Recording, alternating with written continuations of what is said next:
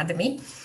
Today we will discuss the letter of intent. Well, last week we discussed the interview and how you present yourself to the interview, so make sure you check that out as well. And today we talk about the letter of intent that you would have to send with your candidature, with your application to a job posting. In the future, we'll also do another live class about the resume, and maybe we'll discuss more about how you present yourself, how you prepare yourself for an interview and so on in a different class. So today we'll discuss the letter of intent. This is a type of letter that you would send to someone, someone being the company or the employer or the person that you will have an interview with, assuming and hoping that you will be selected for an interview. And you have to send it along with your resume and your application to a job. Now, you know that most of the jobs now, which are released, which are published online in different portals, different pages online.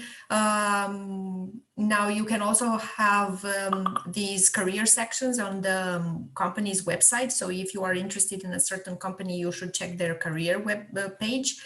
And you have their entire recruitment process, or at least the candidature part. The letter of intent is part of this application, and you will have to write it in a certain format. We will see the format today as well, and what the letter should include. Most important would be for you to personalize the letter according to the ad and according to the job posting, according to their requirements. So you don't write anything or everything in the letter. You will have to select the most important criteria or the important criteria that they mention in the job posting, so that you know exactly what to focus on and you will have to focus on that. I will share my screen now because I've prepared a little presentation.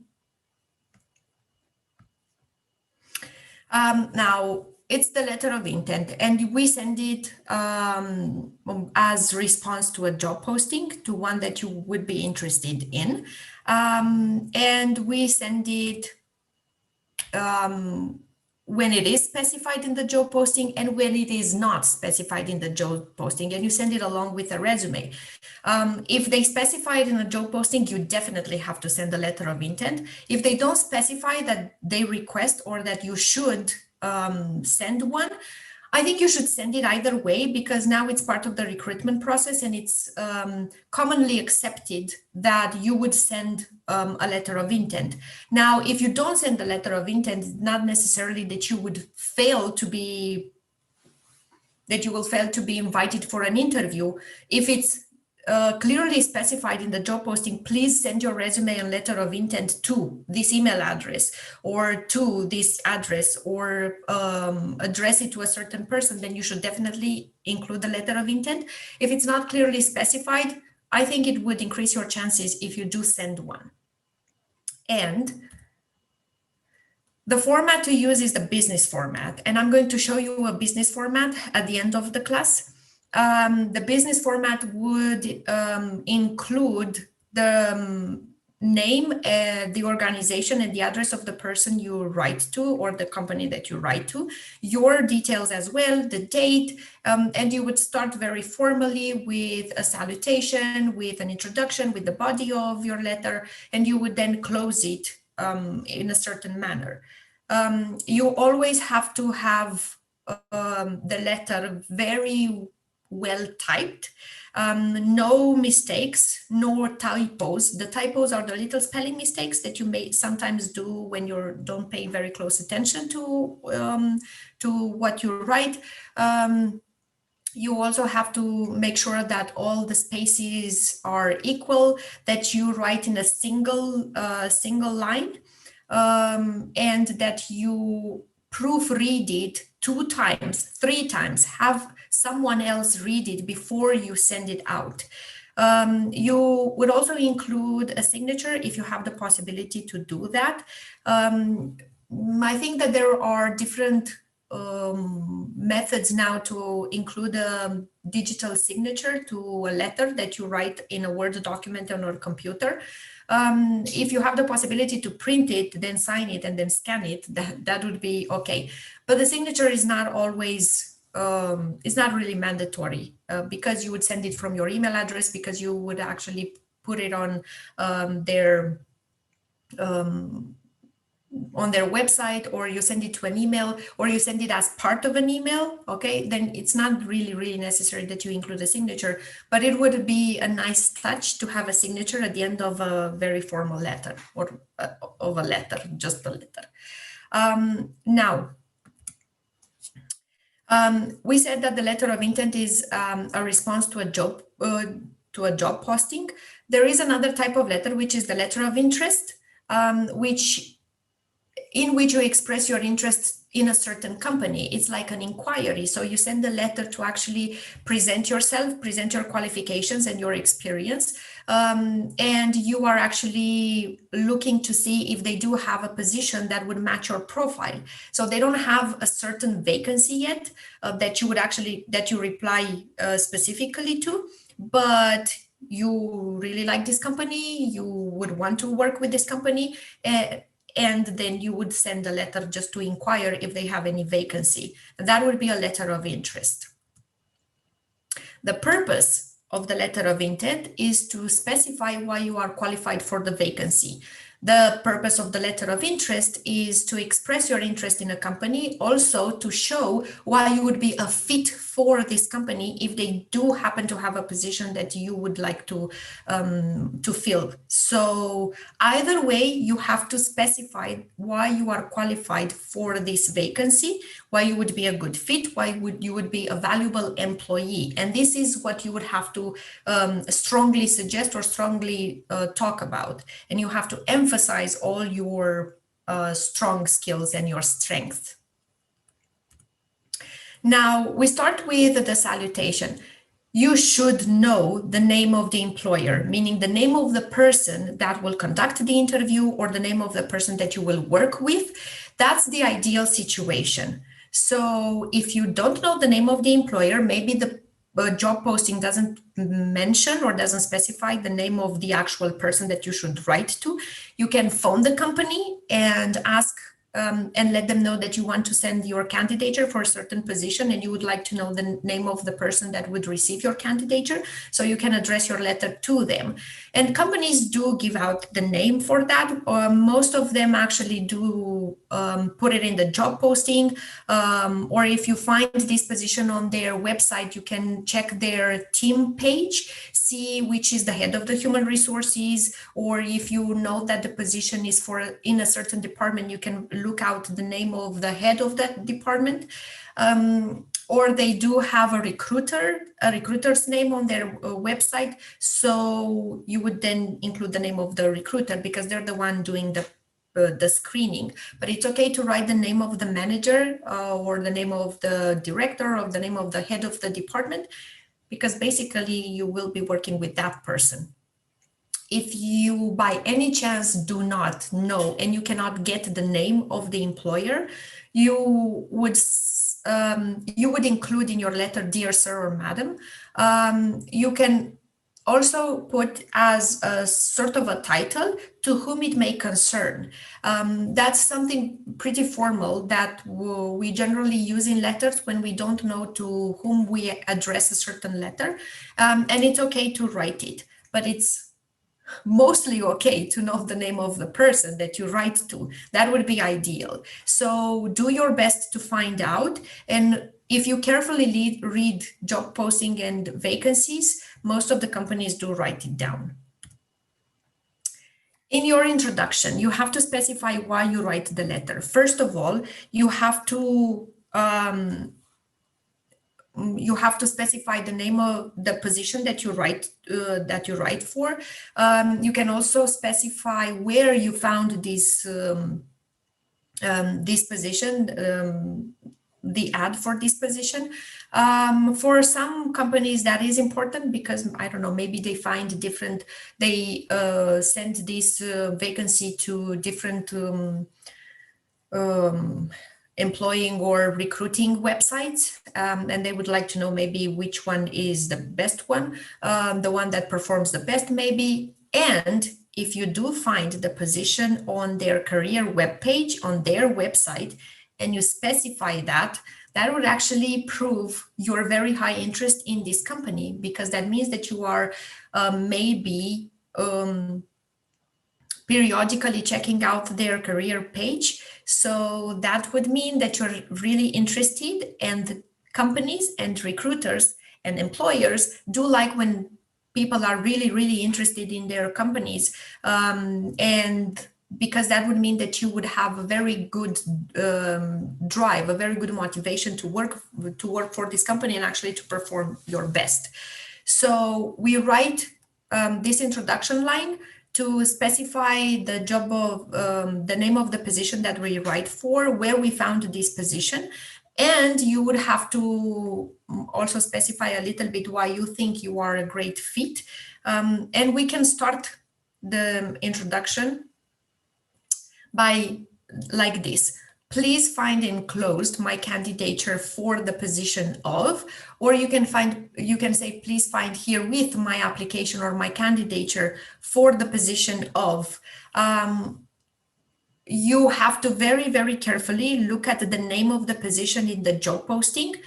Do not make your own name for the position. Do not change the name of the position in any way. Just copy it exactly as it is in the job posting. And if you include a website, include the entire website, like www.nameofthewebsite.com.org.ro, whatever it is, because you have to be very professional. And professional means that you would not include just the name of the website.com or .ro. You need the actual www dot as well. That's really important, because that would be the full address of the website. If you specify a magazine, maybe, although there are very few people who actually look for job postings in the magazine, but sometimes that happens, you include the full name of the magazine or the newspaper. So your introduction will have to clearly state the name of the position that you write for, and will have to clearly state that you are a good fit for that. You can include just a little bit of information about yourself, but not too much, because that's the introduction. You would probably write about 2 or 3 lines in your introduction, but it has to be clear that you write because you are a good fit, or you are very qualified or capable or experienced for this position. Now we move on to the body of your letter, where you will have to include your relevant skills.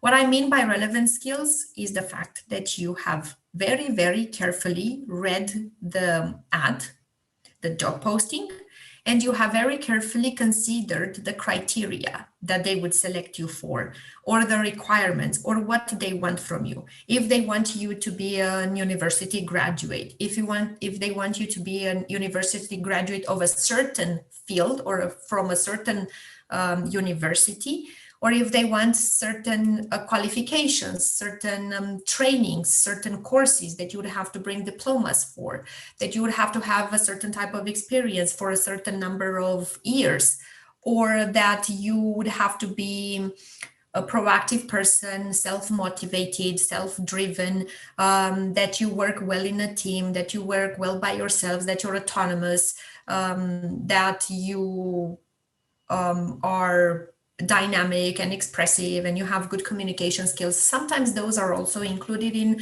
job postings, because they would want, that mean that they want a certain type of person. So you have to very clearly connect your letter to that criteria.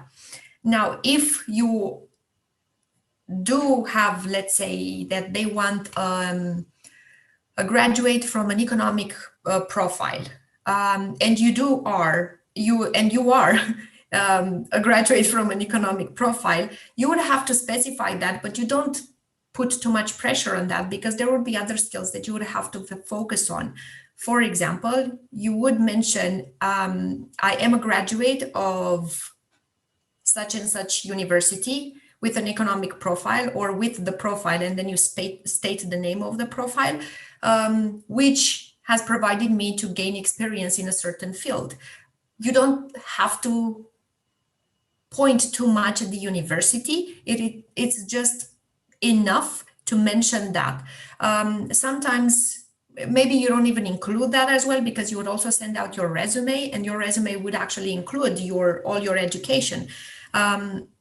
But if you want to emphasize the fact that it's because of the university, or university has actually helped you gain experience in a certain field because you have continued with the same field, that would make a very good touch of your letter and of your intention and your ability to connect ideas.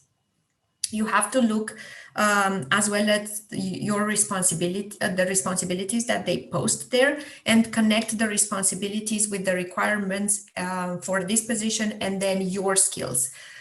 Basically, you have to select the important skills and then write about each one of them.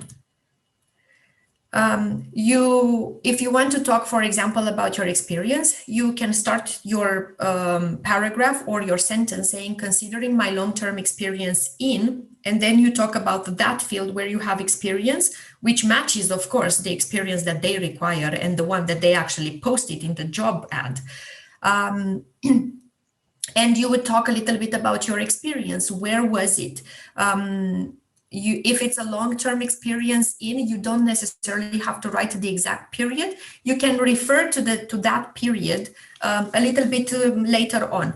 Also consider that if they do state, we clearly want someone who has 5-year experience in billing, then you would have to specify that you have at least 5 years experience or more than 5 years of experience in billing. So or invoicing. Now you have to, sometimes that is important, because if you have less than 5 years working in this field or working on this type of position, they might not consider it. They might not consider your application. So pay attention to little details like that.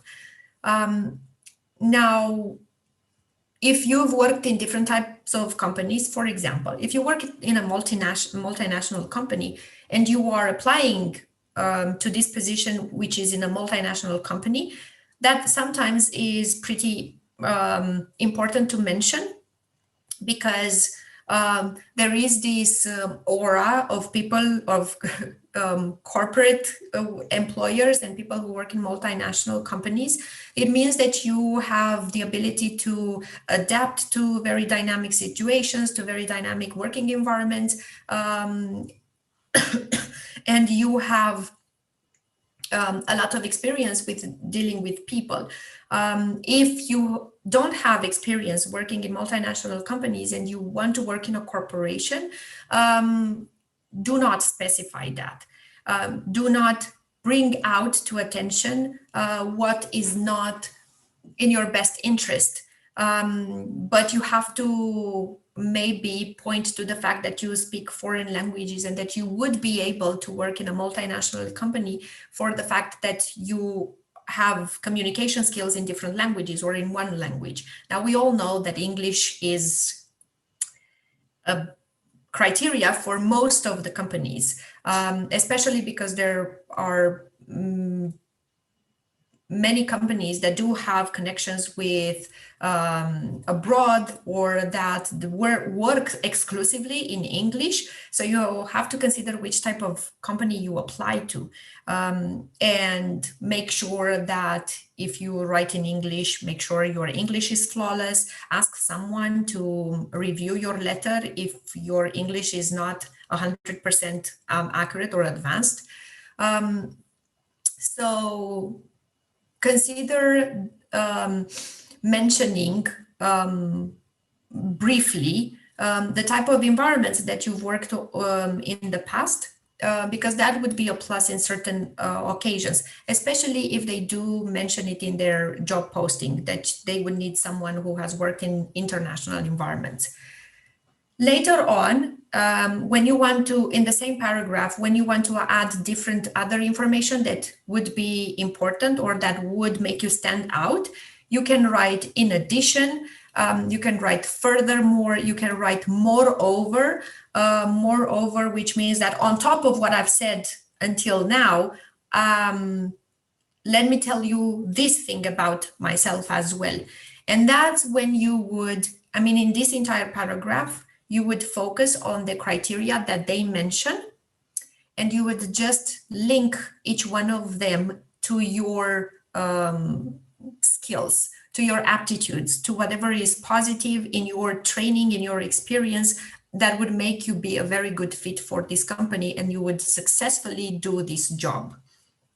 If there are any parts of the responsibilities or any of the responsibility that they put in the job posting where you don't have any experience, don't mention them. I mean, it's not necessary to point out that you don't have a certain type of experience there. You would talk about that at the interview. If it's something really important to them, they will ask you at the interview. But your purpose in the letter is to get through the screening process and to get invited to the interview. After you write the body of your letter and you specify all your skills and aptitudes and your strengths, we have a last little paragraph. We call it call to action, which means that it would state the communication method. You are reachable via email, telephone, you can be contacted in different methods. So you have to make sure that you write in your letter that you hope or that you are ready to be invited for an interview, and you can write, I would appreciate the opportunity to discuss our collaboration. I enclose my contact details. I am reachable via email or telephone number, and you do have the email and the telephone number. Make sure you have them stated in the letter. Or the opportunity to discuss with you our collaboration would be highly appreciated. You can contact me via email or telephone number. And that would be it. This is sort of like a closing of the letter, because we know that in official letters, you have to have a closing, sort of like a conclusion, but not really a conclusion. Well, here we call it call to action because you ask them to do an action towards you. Another thing that I would mention is to make sure that you don't write the same type of sentences throughout your letter. Try to have shorter sentences, longer sentences, phrases. Make sure that you group the information in the same phrase, the information that is related one to another. If you talk about, if part of their criteria is being able to communicate in different foreign languages, if you write about foreign languages, you write about it when you talk about the international environments where you worked, or you talk about that when you mention the fact that you've graduated from foreign language university, if that is one of the pluses that one of the skills that they are looking for. So make sure that you pair information. Don't write about the fact that you have communicated in different foreign languages at the beginning of the paragraph, and then at the end of the paragraph, after 4 or 5 sentences, you write the fact that you speak different languages. You have to put it all together so that it makes sense. So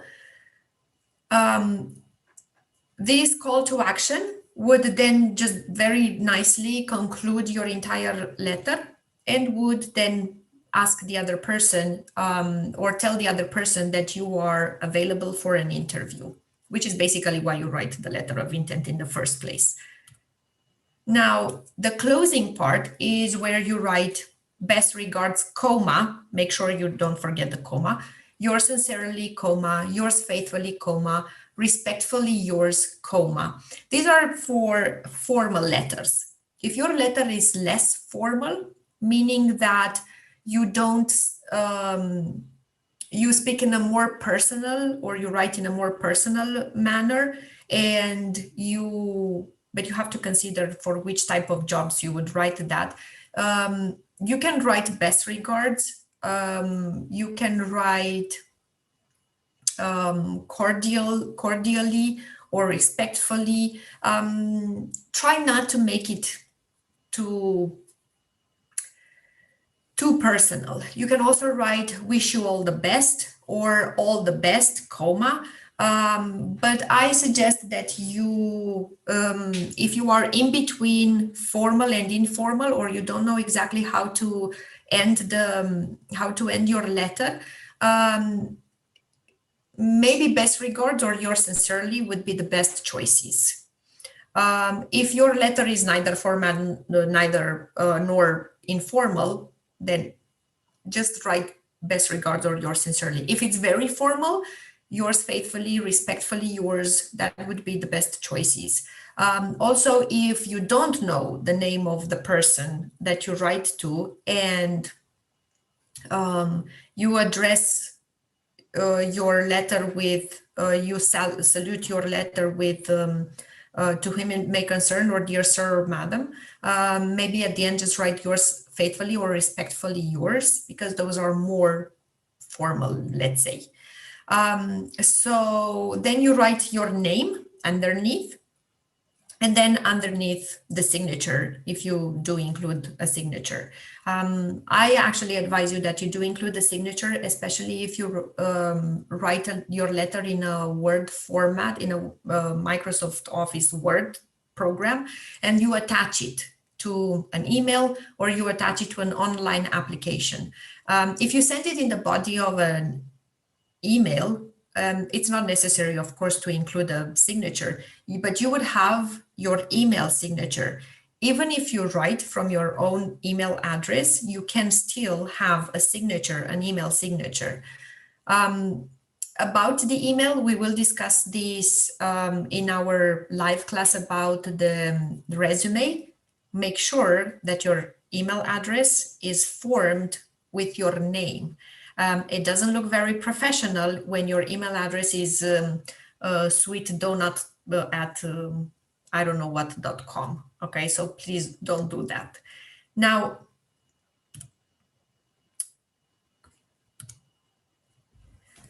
tips. Make sure you really read the job posting. You have to know very well the type of position that you write for. Make sure you read the requirements, you read the criteria, the person that you should write to. Make sure you follow the application method exactly as it is requested. Some companies have a very specific way of receiving applications, either on their online application page on their website. So you have to actually go through several steps to fill in information. Although you do send your resume, upload it to that application, and your letter of intent as well. Most of the companies now, especially in the business field, they do require an online application, and they do have a page specifically for that. So you then have to do a little bit of work. But if you don't do that, you might not, it's less likely that you'll be considered for an interview if you don't follow the screening process carefully. The relevant information in your resume, the one that you would include in the letter, you don't actually just detail your entire resume, right? As we've mentioned before, you have to choose the relevant information in your resume that answers to the criteria in the job posting. So don't just write anything there. You have to very carefully see. Also, you would have to then we'll talk about that as well more in detail in our next live class. But even your resume has to be personalized, customized to the job ad. Now, of course, the criteria in their job posting will have to match your skills and experience. So you would focus and emphasize the skills and experience that would answer to that criteria. That criteria would be mentioned in a job posting under the headline, let's say what we're looking for, recruitment criteria, or just criteria, or if you are, and then different bullet points or different lines of things that they want from you. And say, then they would end the job posting with, please send your candidature or your application to, and you generally have an email address or a link to a certain online application. And here is letter, the type of a letter and the type of a format. Now, you can also write your details at the top in a single line, namely John Doe. Even address sometimes can also be included, but now the fact that everything is done online virtually these days, well, the actual formal address isn't always specified, but you can definitely include that without making a mistake. But you can also just use this format, and you have, for example, I've put here, for example, United Nations Office for I don't know what, and you write to The Hague, the Netherlands. That's the antet of the employer, of the company that you write to. So that would be the first thing. You would also include the address if you do have it. If you don't have it, it's enough to actually write all the details that you would have, and you start with the big one, the one that includes the office or the department that you write to. So you write the name of the company and then the department. Okay, then we have the date on the right side. The date can also be on the left side. That's just a different type of format. Make sure that you don't write your date as 11th of March 2020, 2021. Well, you just write 11 March 2021 or 11/03/2021. Then it would be your details. If you don't write your details on a single line at the top of the letter, then you can include your details here, and you have to provide all the contact information that you would want to be contacted with, because then in your call for action, little paragraph at the end of the letter, you don't specify them there, you specify them that you are available for contact via email or phone number, and they would have the email and the phone number in your antet with the little box of your information. You can include the red line, the reference line, in reference to, and you have an application for, and you state the name of the vacancy. Now, in this letter, I've included dear sir and madam because I'm not actually writing to a certain person, but I would definitely write dear Mr. John Doe or dear Mrs. John Doe. So MR dot or MS dot. And then make sure you don't forget the comma after the name or after madam. By the way, the pronunciation of the word madam is madam, not madame. Madame is French. Okay, we have the introduction, why I write this letter for the position of administrative assistant, to which I'm very excited to apply. But I would actually include here, as I've mentioned at the beginning, which I saw on your career website or on your career page. That's not really necessary, but if I do want to specify that I follow their career webpage, I would actually include it. Okay, and I have the body of my letter here has 3 paragraphs or 4 paragraphs actually, because their criteria was actually quite big. So they had plenty of things and very specific things that they wanted from this person that would apply. So I would have to then take a lot of information from my resume, let's say, from my previous experience to match to their criteria. So I actually talk about long-term experience in administrative roles, the fact that I have experience in public and private institutions as well, and multicultural environments. Maybe that was a very, very important thing for them, because I mean, if you write to United Nations, you probably need to have quite a good experience in working in multicultural environments. Now, part of their criteria was also drafting documents, proofreading, confidential information, as being some of the strongest skills. So that was probably mentioned in the criteria as strongest skills. So you have to pay attention to that. Time management, prioritizing tasks, being able to adapt to dynamic situations and to take on challenges as well and new responsibilities. So even though those seem like something quite general things to talk about, for some people that's really, really important, or for different jobs that's really important. So you have to pay attention to that. So now,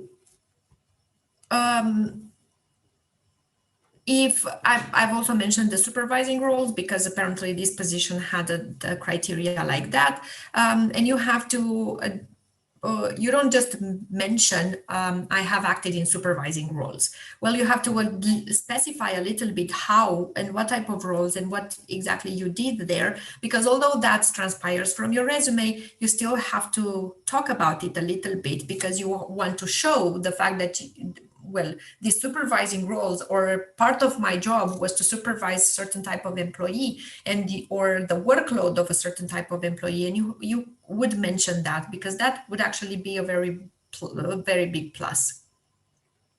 Part of their criteria was foreign languages. So it was actually one of the strongest points in the job ad. So then you have to declare, you have to state, you have to make it pretty obvious that you speak few languages, or that you speak English fluently or at an advanced level.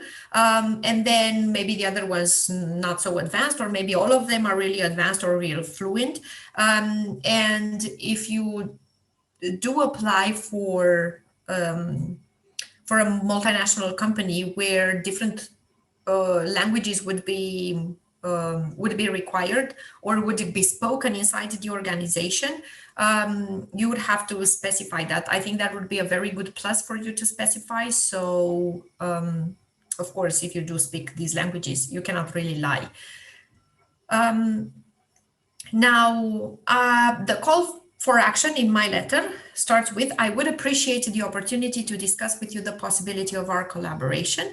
You have my contact details attached and can reach out to me anytime. And then at your request, I can also supply letters of recommendation, because maybe that was actually posted in the ad, that they might require, or they might ask for letters of recommendation. And if you write that, you better have the letter of recommendations already available, so that at any time you can send them. And those would be really, really important as well. Now, you can then write the call for action, as we talked about a little bit earlier. And you would just end with a closing, yours sincerely, or yours faithfully, or respectfully yours, and then you write your full name. Okay, now I also want you to pay attention to the formatting of the letter a little bit, meaning that it's justified, meaning that the left line is always at the same line, okay? There's no paragraph beginning or anything. Everything is at the same line, and the same on the right side. You don't just leave it centered, aligned to the left, meaning that the right part of your letter just ends wherever it ends. You have to have it justified. And this is a single row. So a space 1.5, actually in the formatting of Word, make sure you also include that. And if you have gaps in between paragraphs, make sure that they are the same, that you don't have a higher gap or a bigger gap in between some of the paragraphs. That looks very unprofessional. So it has to be pretty well formatted. Now, well, this is the end of our class. If you have any comments, please write them down. We will have another class in the near future for the resume, and we'll talk about the interview a little bit more as well, and about online applications. That's also pretty important as well. So I'll wait for you in the next classes, and take care and pay very close attention to the language that you use. Bye.